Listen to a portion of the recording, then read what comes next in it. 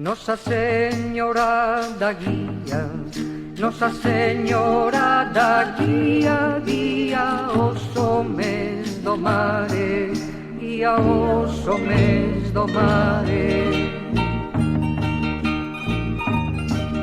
Veña ver a barca bella, veña ver a barca bella que se vai deitar no mare, que se vai deitar no mare.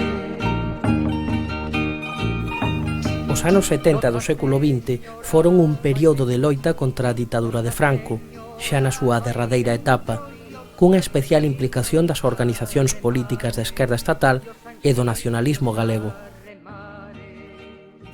En ese clima político e social no que en Vigo, entre 1975 e 1976, xorden as asociacións veciñais que encabezarán as demandas provocadas por unha poboación crecente e pola falta de servicios existentes nos barrios e parroquias da cidade, até entón esquecidas por unha administración que non proporcionaba recursos. Os mariñeiros traballan no mare da libertade. Éramos varios grupos diferentes que se loitaba daquela contra o franquismo e contra as injusticias que había no barrio, simplemente para reclamar ao mellor arreglos de camiños ou de semáforos. En un momento determinado, na zona da altura do cementerio, ocorren uns feitos moi dramáticos, que se atropellan a dous rapaces que viñan do colexio, co cal fallecen un deles. Nese se empeza a xente a mobilizar para que a altura do cementerio de Teis, xunto ao bar Marisco, se monten unha serie de semáforos para que os veciños poidan cruzar de un lado a outro barrio. Entón xuntamos unhos veciños e salimos en manifestación reivindicando a seguridade para a vía pública e no ferrocarril, o alumbrado e as aceras. Aí surgiu os primeiros contactos entre xente e salimos en manifestación. E aquilo comenzara, pois había un grupo que le chamaba o grupo de barrio, que era a zona da Paradela, donde había moitos compañeiros, Concha, Chiché e outros moitos máis. E logo estábamos outro grupo que estábamos na asociación cultural, ali na rúa Alonso Ojeda, que éramos rapaces que tiñamos inquietudes polo cambio que esperábamos que se iba a producir na morte do dictador. Con desgracia que nunha desas movilizacións, unha vez que se dá por remata unha delas, cando algunha da xente volvía por seus domicilios, unha das persoas que había participado volve a ser atropellada e fallece, co cal os ánimos do barrio se van crecendo e se ve a necesidade de ese movimento aglutinalo e empezar a montar o que hoxe en día é a Asociación de Veciños de Teis. O 5 de marzo de 1976 reúnense un grupo de veciños para a constitución da asociación e o 22 de abril do 76 será cando o gobernador civil remita unha carta ao alcalde de barrio de Teis notificando a aprobación dos estatutos, aínda que este feito será silenciado durante un tempo para evitar o funcionamento da asociación. Tiñamos que poñer a forza na rúa, non? E entonces, pois, como empezamos a reivindicar as cousas, pois, éramos xente. Depois uniu tamén xente algo maior, xa viu xente, un anos tamén viu, pero empezamos como éramos rapaces, 20 e tantos anos. Hai unha serie de xente maior, como pode ser Mucha, os pais de Isabel, o pai de Concha, que nos axudan por detrás dándonos, digamos, que sendo os avales que temos cara ao barrio, de que non pensen que somos unha pandilla de rapaciños que o único que pretendemos é montar bronca, barullo e nada máis. Eu era da NPG, da Asamblea Nacional Popular Galega, logo había compañeiros que estaban no MCG, e logo algunha xente tamén que era do PC, E entón, claro, inda que incluso éramos así desas diferentes opcións políticas, pero sí que nos unía era o querer un cambio político e que sobre todo a sociedade e no Concello de Vigo nos fixeran caso, non? Maldito, que tô morrendo de amor. Corre voo ao paxariño. A primeira loita da asociación como tal foron as concentracións realizadas en xullo do 77 para denunciar os danos ocasionados polas obras de construción da autoestrada AP9. Unha das loitas que máis levamos a cabo que foi contra a autopista, contra a primeira autopista que viñera, que fomos machacados pola Guardia Civil xa nos primeiros campos que empezaron as máquinas a traballar. E daquela nos non é que estuéramos o mellor en contra da autopista, senón estábamos en contra das formas, non pagaban unha miseria.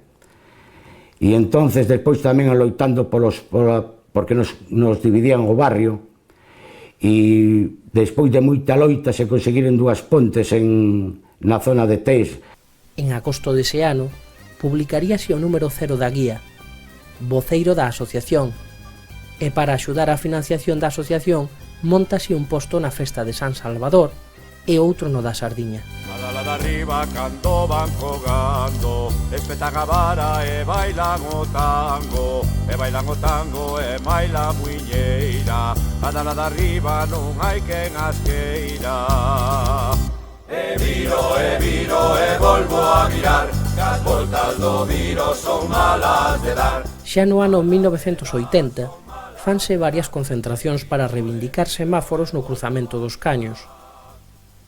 Nunha destas movilizacións, a policía carga contra a veciñanza, pero finalmente conséguese que o Concello instalase os semáforos. Cando foi a primeira legislatura de Manuel Soto, nos recibía, pero non facía nada. E, de feito, o único que facían era mandarnos a policía, porque me acordo perfectamente no cruce dos Caños que tiñamos un semáforo ali que solo regulaba o paso dos coches e non dos peóns. E ali chegou e ali nos deron unha mallada ben boa. Detuveron a Concha, que era presidenta da Asociación de Veciños, nos pegaron a todos por un simple semáforo.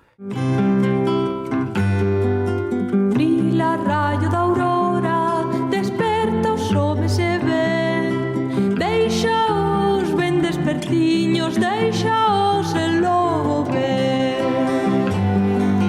Vila miña señora e alúmame a min tamén. Desde o comezo da asociación, e especialmente ao longo dos anos 80 e parte dos anos 90, unha das reivindicacións principais é a necesidade de dotar a todo o barrio dunha rede de saneamento. Isto provocou a realización de varias movilizacións e mesmo son paralizadas no ano 89 as obras da instalación de tubería de abastecemento de auga para o morrazo que atravesa o barrio, mentres non se completasen as infraestructuras na cidade. Aquí todo era a toque de corneta, a toque de manifestación, a toque de movilización. Non había unha reacción por parte do Concello que dixera, bueno, chegamos aquí, vamos ter unha entrevista. Bueno, pois mira, no plazo de 2 meses, 1 mes, 15 días, 20 días, non, aquí eso non se pode facer. Entón, automáticamente había que mobilizar a xente para facelo. Cando ti veña co puñal na mão. Un dos símbolos de Teis é a carballeira da guía. Este espazo foi obxeto de ameazas no ano 84. Daquela, o Pleno do Concello aproba a construción dun centro de saúde nos terreos da centenaria Carballeira. Iniciamos unha campaña. No mes de abril, a Vogalía Xuvenil organiza un maratón que sae do local e remata na Carballeira da Guía. Logo o Concello entraría en razón. Tocarche un sollo de saxofón, que al menos unha vez. Nese mesmo ano 1984 comeza a reclamación do traslado dos depósitos de Camsa e a asociación elabora unha alegación ao Plan Xeral de Ordenación Urbana reclamando o traslado dos depósitos por supor un grave risco e perigo para o barrio. Naquel intre, existe un temor especial na veciñanza, logo do estoupido duns depósitos de combustible en México, onde morreran 700 persoas. O asunto toma forma e a finais de ano e ao longo do ano 85 inicia unha ambiciosa campaña, con asembleas, elaboración de murais, recollida de sinaturas, no Entroido faise unha queima simbólica dos depósitos diante do mercado, festival na Carballeira, e finalmente no ano 1991 asínase un convenio entre o Concello e Camsa para trasladar os depósitos a unhas novas instalacións en Puxeiros, e no seu lugar crear unha zona verde.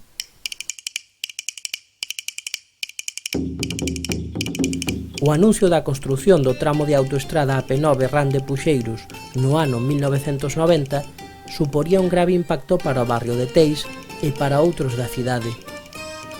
Desde os afectados e as asociacións implicadas reivindicamos a elaboración dun trazado alternativo e realízanse ao longo deses anos múltiples xestións e actos. Aí foi o momento de que Autopistas valorou e non lle quedou outra alternativa de que facer o falso túnel da Madroa. Ese falso túnel é moi pequeno, sobre o que nos reclamábamos, pero ao final, bueno, foi o único que conseguiu, e xa que Teis estaba completamente dividida pola anterior autopista, polas vías do tren, é dicir, Teis ainda por riba de todo iso se quedou máis cerrada as vías, as comunicacións internas. O problema da drogadicción, que padecen numerosos lugares da cidade na década dos 80 e comezos dos 90, ten no barrio de Teis un dos seus máximos exponentes. En decembro de 1992, unha manifestación moi numerosa demanda maior seguranza nas rúas do barrio. En 1994, prodúcese en Vigo un baile de lugares entre a Xunta e o Concello para instalar a planta de transferencia de residuos urbanos, a que será coñecida como a empacadora. Logo de se descartar en varios emplazamentos, o alcalde de entón confirma a franxa portuaria de Guixar como lugar onde se construiría. Fóramos a mirar a empacadora do Oviedo e, bueno, por aí era curioso, porque todo o que nos dixemos foi o que saliu, é dicir, había un hotel pegado á empacadora, había un colexio cerca da empacadora, nos miramos ali que aquilo estaba completamente limpio, que aquilo non había problemas e intentamos falar cos veciños e dicirlle máis ni menos o que había. Para nós en aquel momento pudo ser un momento crucial para Teis, porque sabíamos que as negociacións que se podían levar no Concello íbamos a conseguir cousas que Teis eran necesarias para él en ese momento. Tiñamos clarísimo que a Teis non lle iba a afectar en absoluto, non lle iba a afectar. A demostración creo que é obvia, está aí, leva os anos que leva e nadie viu a protestar por aqueles famosos ratos que quedarían, aquelas gaivotas que comerían o lixo. Nunca nadie viu a esta asociación a falar mal da empacadora. Por iso digo que moitas veces o tempo pon a cada un no seu sitio e nós andamos coa cabeza ben alta e os da empacadora pode que moitísimos deles andan escondidos que non paran por Teis. No ano 2000 comezamos coa exposición pública do proxecto do Porto Deportivo da Lagoa, que incluía a construción dun espigón de 235 metros de longo, a ocupación de 9.000 metros cadrados, 330 prazas de amarre e a desaparición da praia da Lagoa.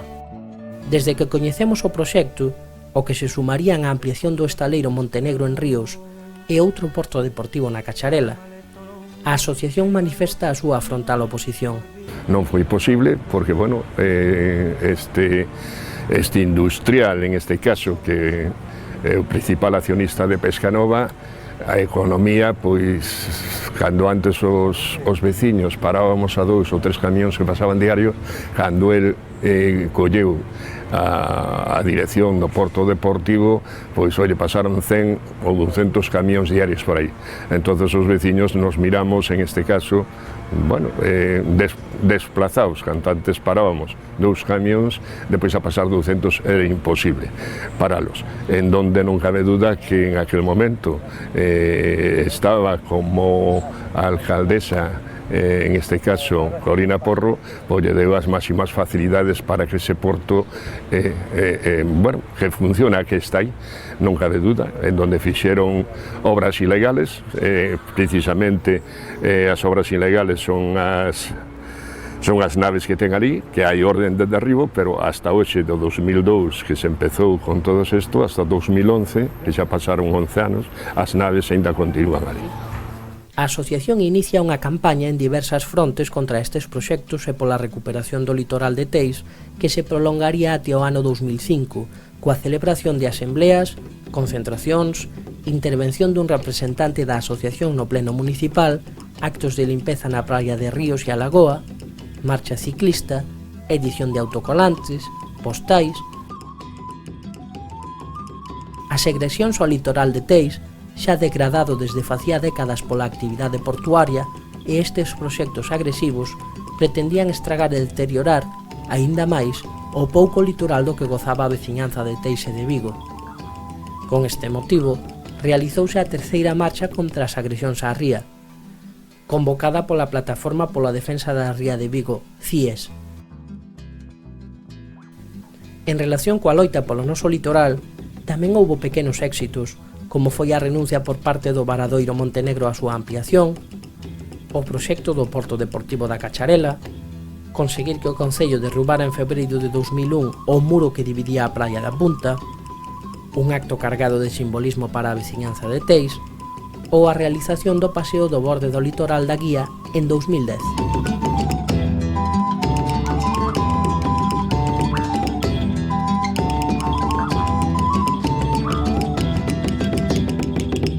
O gaiteiro toca gaita, a muller o violín, os fillos as castañetas. A elaboración do último plan xeral de ordenación supuxo un novo contratempo a boa parte dos intereses do barrio polo impacto da proposta que non consolidaba a parte da vivenda unifamiliar existente da zona periurbana.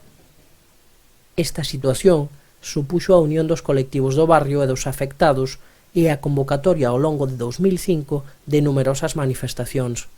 Gracias ás manifestacións, en este caso dos veciños de Teis, pilotados en este sentido pola Asociación de Veciños de Teis, pois se modificaron moitos aperres en donde hoxe se han mellorado, pero que aínda non se han realizado. No ano 2006, temos coñecemento do trazado do AVE a Vigo, que, unha vez máis, vai afectar a nosa veciñanza. Neste tempo, debido á actitude do Ministerio de Fomento, os veciños tiveron que se mobilizaren en repetidas ocasións diante das administracións implicadas.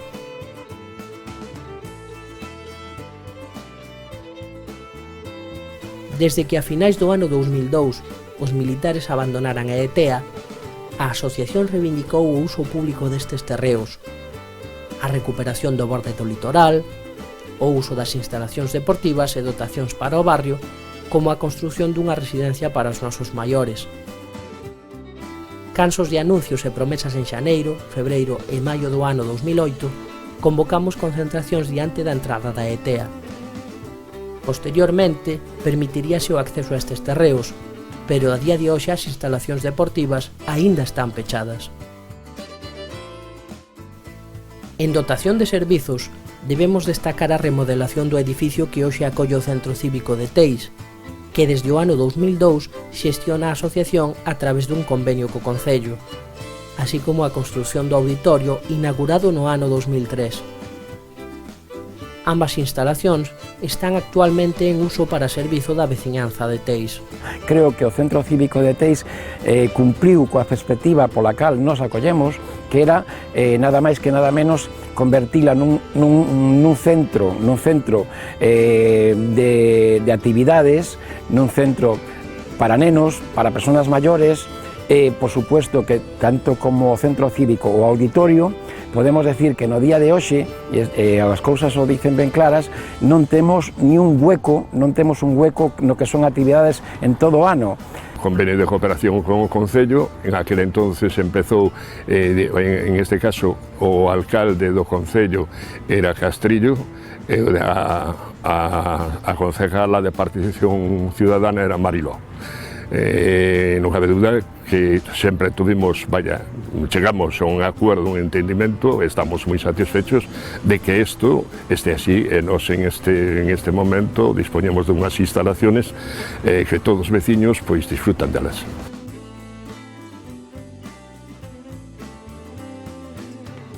Non podemos esquecer a firme vontade da nosa asociación na recuperación e divulgación da historia do barrio, nalgúns casos esquecida. Así, no ano 2000 editamos un libro sobre o Sindicato de Agricultores de Teis e o 22 de novembro de 2001 inauguramos un monumento no parque onde estaba o local do histórico sindicato.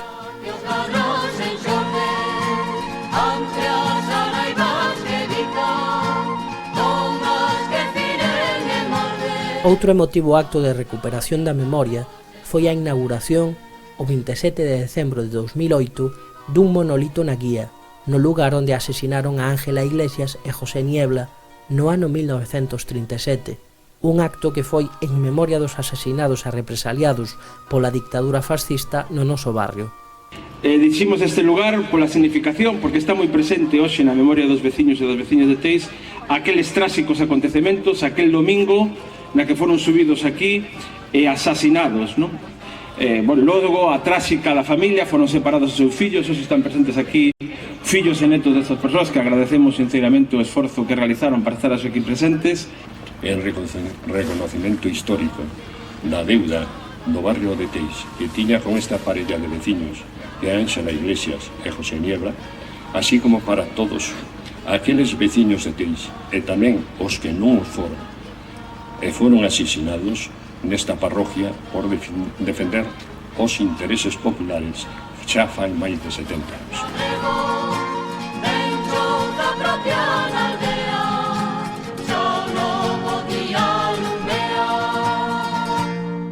A Asociación Veciñal de Teis é moito máis que imaxes.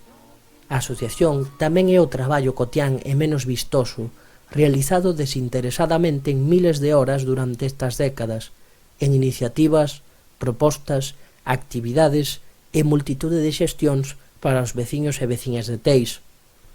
O traballo continuado de decenas de socios e integrantes das distintas xuntas directivas ao longo destes 35 anos. Nosa Señora da Guía, Nosa Señora da Guía, guía os homes do mare, guía os homes do mare. Veña ver a barca vela, veña ver a barca vela que se vai deitar no mare, que se vai deitar no mare. Nosa Señora vai dentro, Nosa Señora vai dentro e os anxiños a remare, e os anxiños a remare. En Ourense as gaivotas, en Ourense as gaivotas non saben o que voare, non saben o que voare.